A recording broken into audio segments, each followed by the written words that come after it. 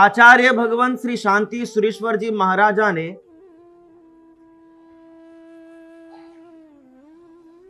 सक्षम शरीर को प्राप्त करना धर्म करने के लिए जरूरी बताया है। इन 21 गुणों में से यह दूसरा गुण है। पहला गुण गंभीरता का, जो हम कोशिश करके पा सकते हैं। अपनी तुच्छता का हम परित्याग करके उदार वृत्ति भीतर हम ला सकते हैं, अपना सकते हैं अपनी स्वयं की कोशिशों से। गंभीरता हम अपने इस जीवन में अगर लेकर के नहीं आए हैं तो हम ला सकते, पा सकते हैं अपनी समझदारी के द्वारा। लेकिन दूसरा जो गुण है रूपवान, अच्छा शरीर का होना, समर्थ शरीर का होना, यह गुण जन्म के बाद पाया नहीं जाता है, यह जन्म से ही मिला होता है। पूर्व जन्म की आराधना के प्रभाव से, पूर्व जन्म में किए गए सत्कार्यों की वजह से, पूर्व जन्म में अन्य अनेक जीवों को सहायता पहुंचाने की वजह से जो पुण्य उपार्जन होता है, उस पुण्य के द्वारा वर्तमान का यह जन्म अच्छा शरीर वाला बनता है। ग्रंथकार कहते हैं कि जो परिपूर्ण अंग और उपांग वाला हो, अर्थात मस्तक जिसका परिपूर्ण हो, पागल ना हो, स्वस्थ हो, मस्तक, छाती, पेट, पीठ, 2 हाथ और ये 2 पैर, ये शरीर के मुख्य 8 अंग है और बाकी के सारे इंद्रिय वो सब उपांग है। यहां पर ग्रंथकार कहते हैं संपूर्ण अंग उपांग वाला, और वापस कहते पंचेंद्रिय सुंदरो, पांचों ही इंद्रिया जिसकी परिपूर्ण है। चमड़ी, जीभ, नाक, आंख और कान, ये हमारी पांचों इंद्रिया है। याद है आपने कौन सी 5 इंद्रिया? क्रम में बोल सकते हैं हम, चलो भी सुना है तो शायद हो सकता है कि हम 5 गिना लेंगे आगे पीछे करके भी, लेकिन क्रम में बोलना हो तो पहले कौन सा मिलता है, दूसरा कौन सा आता है, तीसरी जो इंद्रिया कौन सी आती है, चौरिंद्रिया के जीव के अंदर चौथी इंद्रिया कौन सी होती है, और पंचेंद्रिय पना जो पाते हैं तो क्रम के अंदर 5वीं इंद्रिया कौन सी प्राप्त होती है।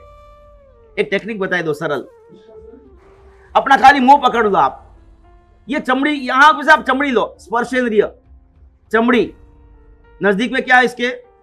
जीभ, इसके नजदीक में क्या है? नाक, इसके नजदीक में क्या है? और आंख के नजदीक में क्या है? चमड़ी, जीभ, नाक, आंख और एक कान, ये हमारी 5 इंद्रिया है। जीव क्रमशः अपने पुण्य से एक एक इंद्रिया अधिक पाता है। पृथ्वी काय, अपकाय, तेवकाय, वायुकाय, वनस्पति काय, इन सभी जीवों के अंदर जो स्थावर के रूप में है, जिनके अंदर कोई मूवमेंट नहीं होता, एक जगह पर उनको हमेशा रहना पड़ता है, अपनी इच्छा से चल फिर नहीं सकते, ऐसे वो जीव, वो एक ही इंद्रिय जीव है जिनको मात्र स्पर्श मिला है, चमड़ी मिली है।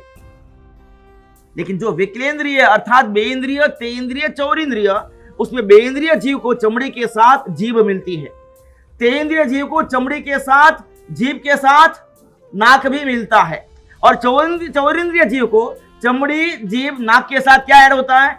आंख ऐड होती है। और जो पंचेंद्रिय पना पाते हैं उनको 5वीं इंद्रिय के रूप में आंख के बाद क्या मिलता है? इनको कान मिलता है।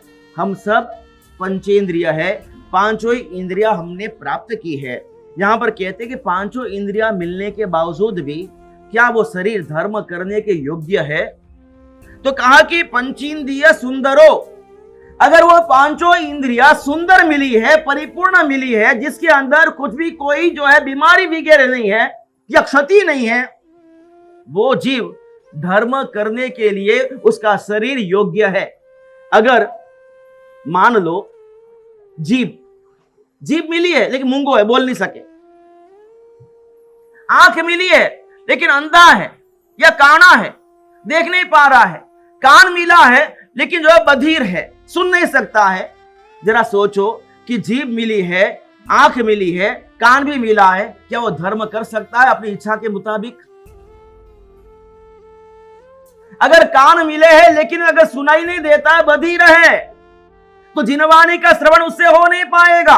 आंख मिली है लेकिन वो अंधा है, देख नहीं पाता, आंखों के अंदर रोशनी नहीं है, तेज नहीं है, वो परमात्मा का दर्शन नहीं कर पाएगा, वो यतना का जैना का पालन भी कर नहीं पाएगा।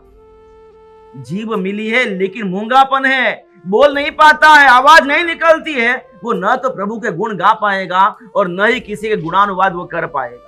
इसीलिए शास्त्रकार भगवान कहते हैं कि धर्म करने के लिए इस प्रकार का पांचों इंद्रियों का परिपूर्ण होना बहुत ही आवश्यक है। उसी तरह अंग और उपांग का होना भी जरूरी है। शरीर मिला है लेकिन मान लो कि पैर कटे हुए हैं, होता है किसी भी वजह से, एक्सीडेंट की वजह से भी किसी का पैर कट जाता है।